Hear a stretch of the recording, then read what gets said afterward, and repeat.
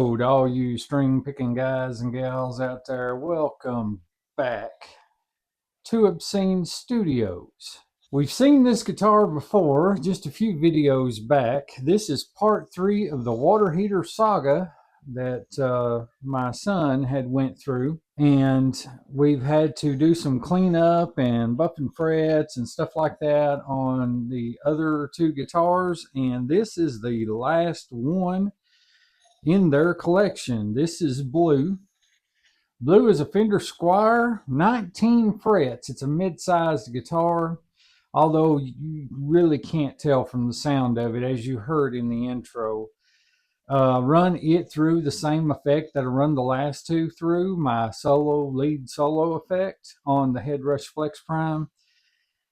And there is nothing, absolutely nothing wrong with the volume or tone knobs. The switch works good. The only thing we're going to have to do to this today is the strings are on their last leg.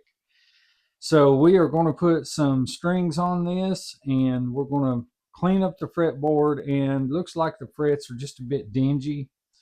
So we're going to go over them real good, because I think the last time I had this, I didn't have the flits in here, and I was doing pretty much steel wool and to clean them off. But they feel good, but when you rub your string back and forth, you can feel they're dingy, and if it's plugged in, you can hear it ring out by moving the string back and forth, and you don't want that unless you're picking a note. You want for that to glide smooth with no interruption or vibration to the string. So today we're going to put this thing on the bench, and we are going to dress it up a little bit for Corey. This is Corey's second guitar. I have always looked at Squiers kind of like, it's just a cheap version of a Strat.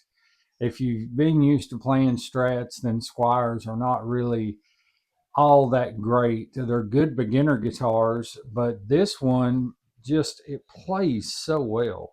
I really enjoy this little guitar. It's got that Fender tone to it when you play clean through it, and it's just a really nice little guitar, and she loves it.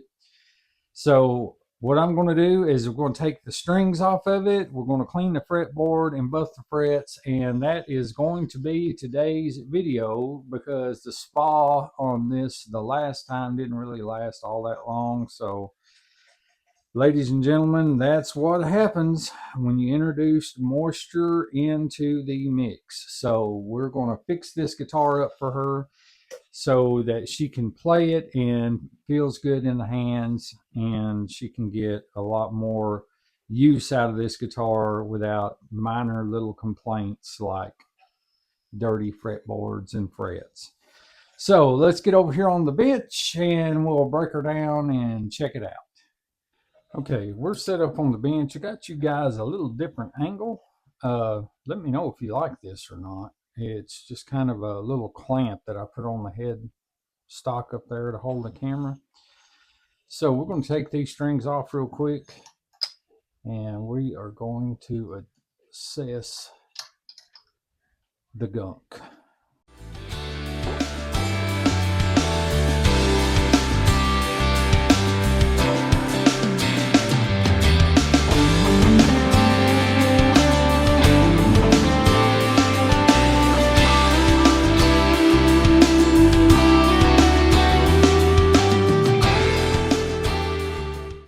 And these are not Diodarios, so this is really going to be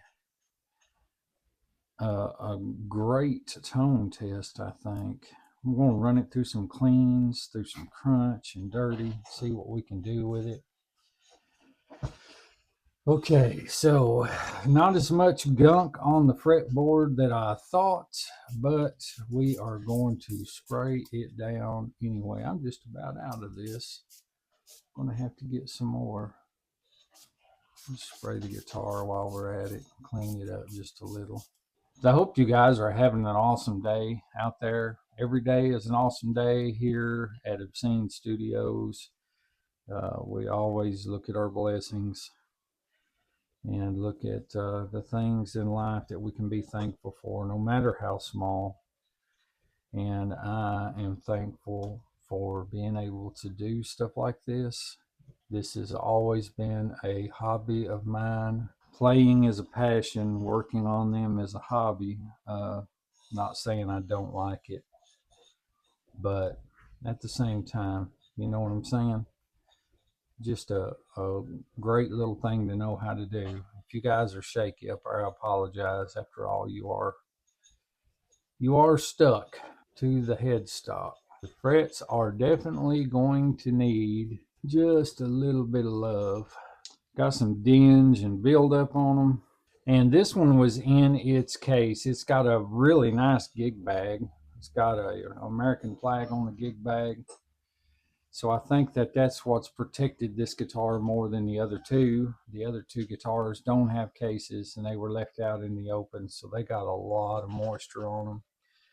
Especially Sarge, the Ibanez that I done.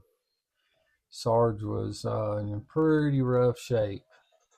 So let's go ahead and put some fretboard. Let's see, last time I think we did some lemon oil. I think we'll do some lemon oil again. And we're just going to put a few dots here and there on the fretboard and go back over it. Get that fretboard looking a little shiny, you know what I mean? A little bit of lemon oil goes a long way. And I put lemon oil on it the last time, and I think that might have protected it a little bit too. I am going to check the frets while I'm at it, just to see if we have any raised frets. It doesn't feel like it. I've played this thing several times. I think I made an adjustment once when she first got it. All right, and wipe off the excess. All right, that is looking good. Okay, let's check the neck. Now this is there's no rock. You pick you guys up just a second and check, and just the very slightest bit of relief between the 8th and 12th fret, so it's right where we need it to be. So that is not going to be touched. Let's check the frets here to make sure that we don't have any frets that are coming loose. We had that problem with the Ibanez. We don't want that problem with this one too.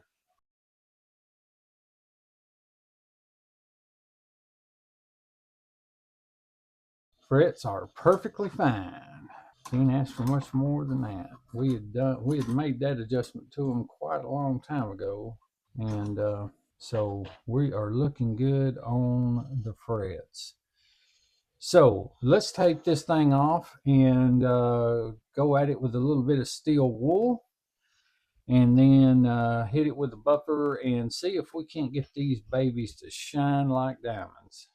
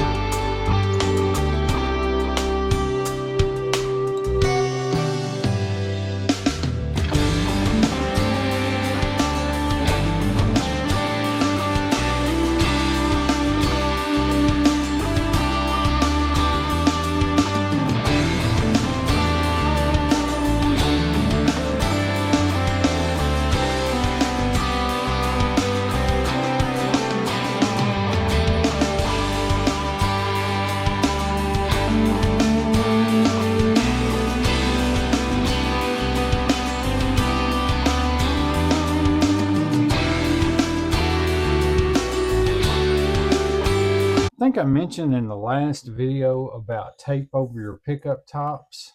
Right here's the reason. I've already got some little bits of steel wool stuck to that tape because of the magnets on the other side. We learn as we go. That's all I can say. And also I realized that I'm wasting a lot of this. So we're going to just put it on with a Q-tip. That way, waste not, want not, even though this stuff is really inexpensive. It's best just to use it sparingly anyway, because as well as it works, it does such a fantastic job of getting the shine into these frets. Now these frets, I'm not sure what size they are. They're not like the Jackson or the Ibanez. They are a bit smaller. But this is going to make all the difference in the world when it comes to playing this thing. It's already, as you guys heard from the intro, it's got an amazing sound to it already. For it to be what it is. And I know that Corey wants to take care of this guitar because, you know, her mom gifted her this guitar. It's got a lot of sentimental value. I teach him as much as I can as I go, but in a situation like they had with the water heater, I think the best thing to do was just to take them all in at the same time and fix them all back up for them, because they got the water heater fixed. The house is dried out some from that. It wasn't really super wet anyway, just enough moisture in the air. See, I barely used any of that, so that's going to be the way I do it from now on. I'm just going to do it with Q-tips and put it on there as opposed to putting a paper towel on it, because putting a paper towel on it, you kind of waste a bunch. And I was always raised, if it was put on your plate, you eat it until it was gone. Comment down below how many of you guys actually lived by that rule growing up. You eat what's on your plate and that's it, or no dessert, or something crazy. You know, you can't go out and roam around in the woods and use sticks for guns, because that's what we did when I was growing up. All right, let's get this thing buffed. Oh, I can already tell a huge difference.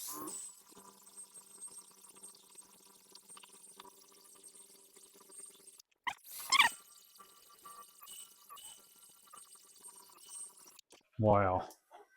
It just never ceases to amaze me. I want you guys to look at this. Look at them frets.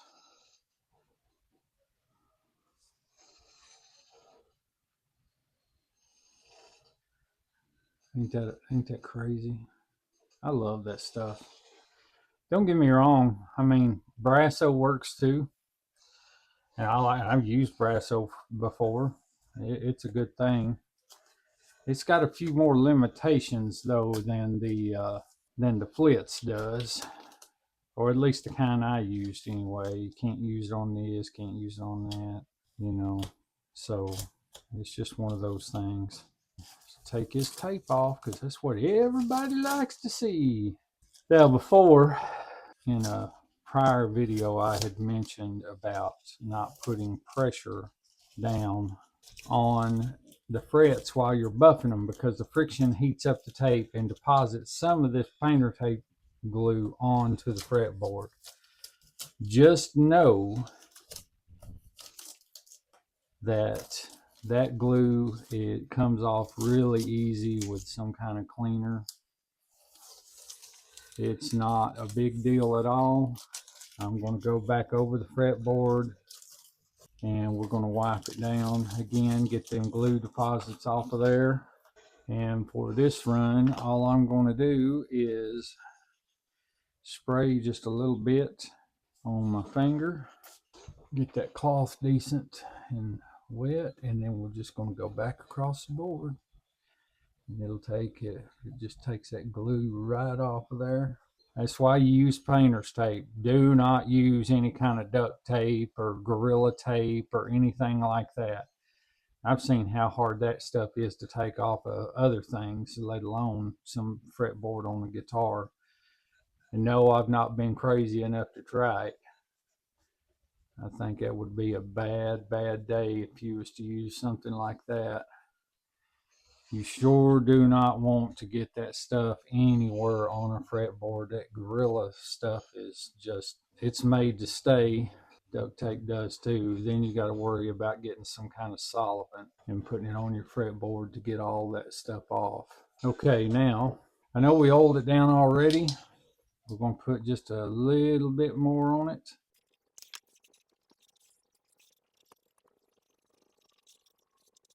Okay, let's wipe off the excess here. Okay, now comes the test. Get your guitar pick out, rub it across. If you can't hear it, you've done a good job. Really good job. Nice and smooth. Now, this is just the basic fretboard treatment, so just keep that in mind. You can put an hour or two into this and clean up your fretboards, and they come out just crazy after something like that. We're not doing that on this guitar yet because I don't think it needs it yet. It's got good crowns on it. All the frets are level. If we ever have to sand down frets and recrown them and level them and everything, then we'll worry about that at that time. But for right now, this is looking pretty good.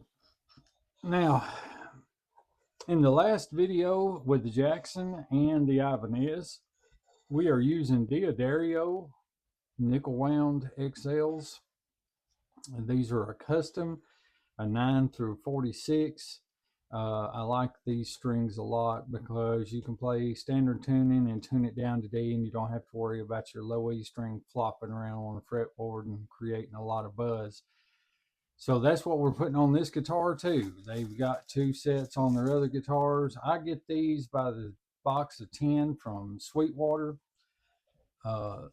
With all the guitars and stuff, and especially my guitars that I work on, you know, if I ever need a set, then I know it's right there. That's not usually what I use on my guitars. On my guitars, I use these. Now, I'm totally in love with these strings right here. These are just awesome strings. They are a bit pricey, but they last a long time. They're nickel-plated steel XTs. They are extended life, natural feel. I really like that. A lot of people don't like the coating on them. I don't mind it at all. It feels great to me. I love to play them. So let's get this thing strung up and tuned up.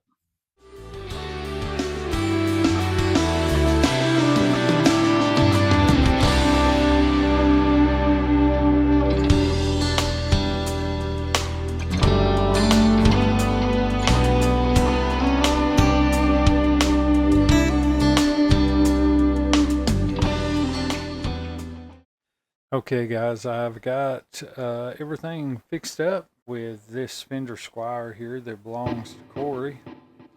So we're going to run through a few tone tests.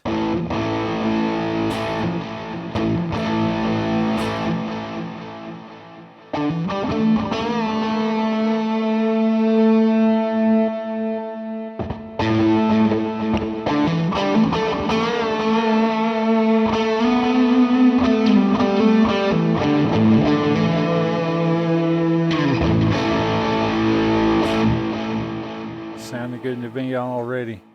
Let's do some cleans.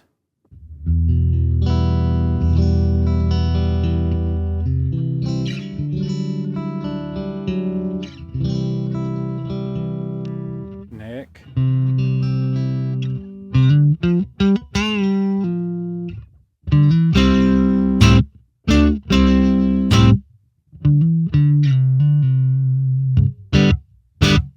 So yeah, she's got just a little bit of spank to her. Let's check out some kind of distortion here, or a little bit of crunch.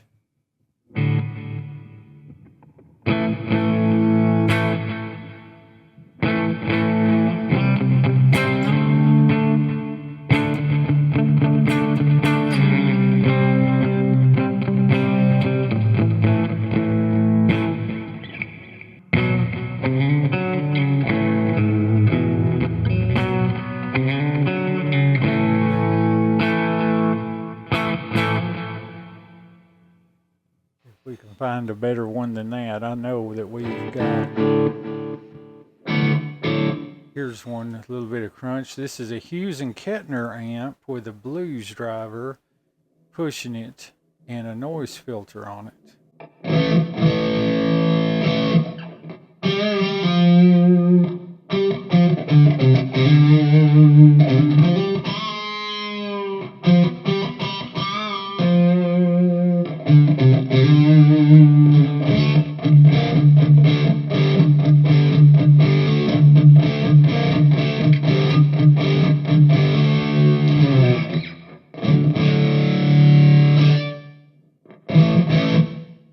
Turn the blues driver off.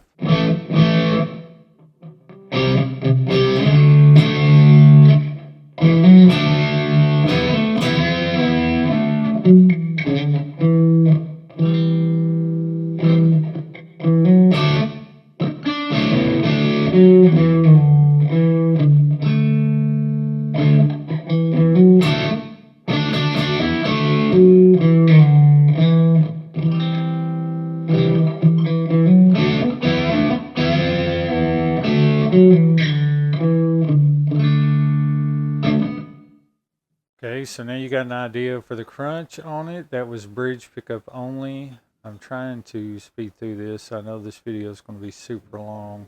We'll go to Where She Shines.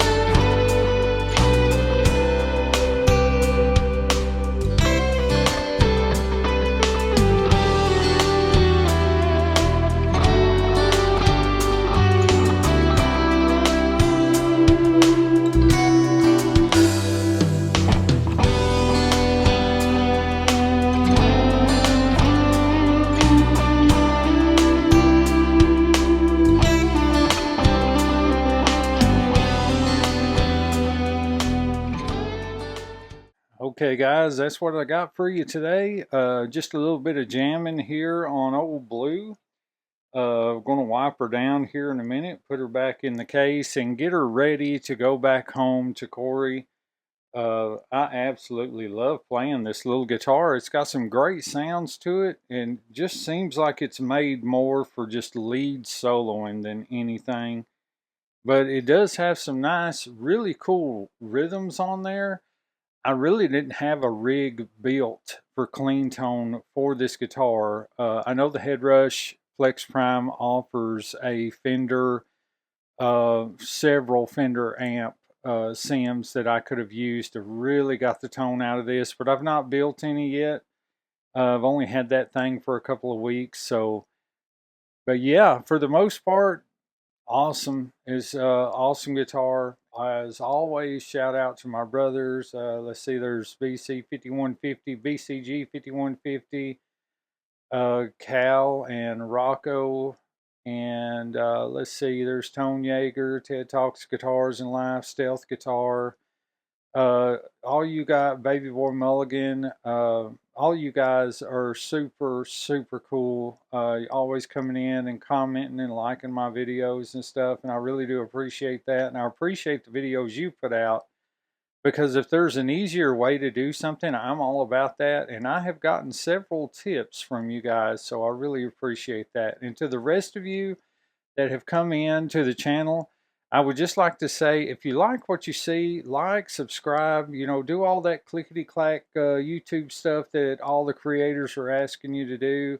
Doesn't cost you a dime. I'm not going to charge you anything except for time. That's something you will never get back, so I hope it's well spent here.